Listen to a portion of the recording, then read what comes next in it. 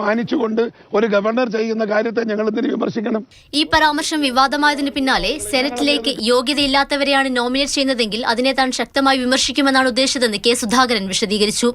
Senate അംഗങ്ങളെ merit നോക്കി നിയമിക്കണം. ഇത് സർക്കാരും ഗവർണറും തമ്മിലുള്ള ഒത്തുകളിയാണെന്നും സുധാകരൻ ആരോപിച്ചു.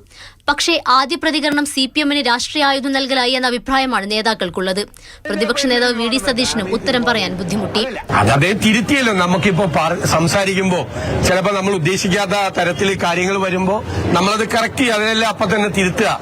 അത് ചൂണ്ടിക്കാണിച്ച് കൊടുത്തപ്പോൾ അതിലുള്ള ഒരു അപകടം അദ്ദേഹത്തിന് മനസ്സിലാവുകയും അദ്ദേഹം അത് കൃത്യമായി ചെയ്യുകയും ചെയ്തു. കെ സുധാകരന്റെ വാക്കുകളെ UDF കൺവീനർ MM ഹസൻ തള്ളി.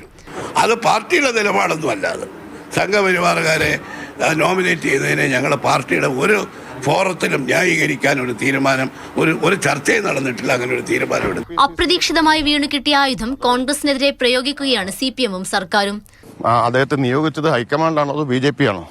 ഔദ്യോഗിക നിലപാടല്ലെങ്കിൽ അദ്ദേഹത്തെ KPCC പ്രസിഡന്റായിട്ട് നിലനിർത്താമോ? നടപടിയെടുക്കണ്ടേ?